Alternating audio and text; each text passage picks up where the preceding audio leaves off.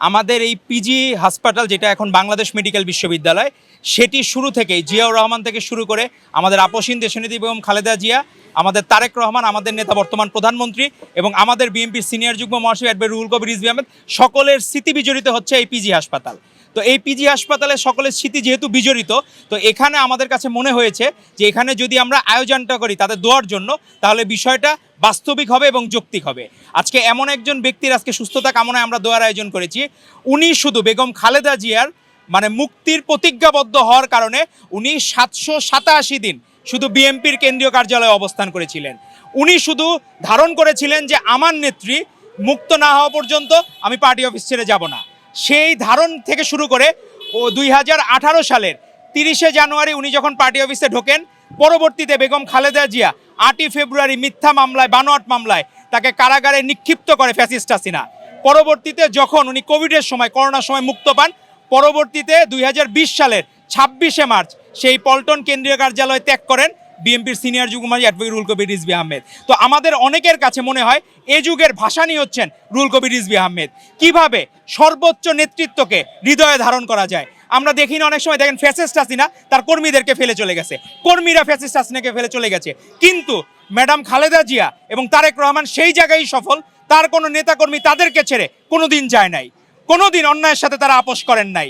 এরশাদের বন্দুকের গুলি বিদ্ধ হয়েছিলেন 1984 সালের 22শে ডিসেম্বর অ্যাডভোকেট রুহুল কবির রিজভী আহমেদ, কিন্তু তাকে সেখানে পথরোধ করতে পারে নাই। দেশপ্রেমের যাত্রা, উনি অগ্রগামী ছিলেন। প্রতিটি আন্দোলন সংগ্রামে তার ভূমিকা ছিল প্রশংসনীয়।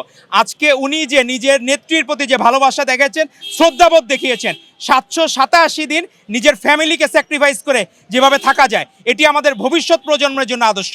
ভবিষ্যৎ প্রজন্ম যদি বলা হয় যে আপনি কেমন মজলুম রাজনীতিবিদ হতে চান, তাদের কাছে আদর্শের নাম হবেন মাওলানা আব্দুল হামিদ খান ভাসানী, শহীদ রাষ্ট্রপতি জিয়াউর রহমান মৃত্যুম, খালেদা জিয়া, তারেক রহমান, পরবর্তীতে আসবে রুহুল কবির রিজভী আহমেদের মতো নাম।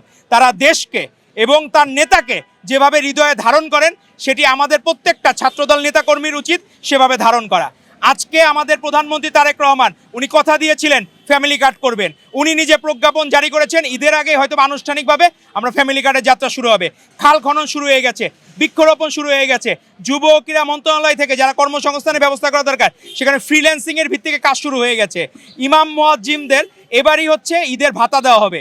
তো কথা দিয়ে কথা রাখার যে চর্চা, এই চর্চা জিয়া পরিবারের প্রত্যেকটা জায়গায় জীবন দিয়ে কথা রেখেছেন বেগম খালেদা জিয়া। তারই যোগ্যোত্তরসূরি আমাদের তারেক রহমান। আজকেও সচিবালয়ে উনি 9টা 5 মিনিটে প্রবেশ করেছেন।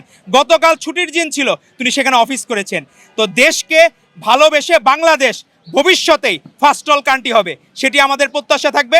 আপনাদের সকলের কাছে আহ্বান থাকবে, আপনাদের মাধ্যমে দেশবাসীর কাছে, আপনারা শহীদ রাষ্ট্রপতি জিয়াউর রহমান বীরুত্তম, ম্যাডাম খালেদা জিয়া, আমাদের ভাই মরহুম আরাফাত রহমান কোকো, তাদেরকে যাতে আল্লাহ তাআলা বেহেশত নসিব করেন। এবং তারেক রহমান যে যাত্রা শুরু করেছেন, আপনি দেখেন যে শহীদ মিনারে কোনোদিন দোয়া হয় নাই 53 সালের পর।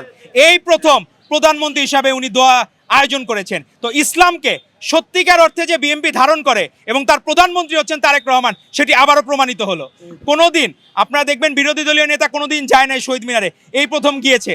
তো বিষয়টা আমাদেরকে আমরা স্বাগত জানাই, কিন্তু মুখে মধু অন্তরে বিষ নিয়ে যাতে তারা এই যাতায়াত না করেন। তারা যাতে সত্যিকার অর্থে বাংলাদেশের শহীদদের, ভাষা শহীদদের, মুক্তিযুদ্ধের শহীদদের, 24-এর গণঅভ্যুত্থানের শহীদদের যাতে মন থেকে ধারণ করেন, যেটি ধারণ করছেন আমাদের নেতা তারেক রহমান প্রধানমন্ত্রী। ওনার এই যাত্রা শুভ হোক এবং ওনার নেতৃত্বে বাংলাদেশ ইনশাল্লাহ স্বপ্নের, সাম্য ও মানবিক বাংলাদেশ গড়ে উঠবে ইনশাল্লাহ। আপনাদের সকলকে ধন্যবাদ।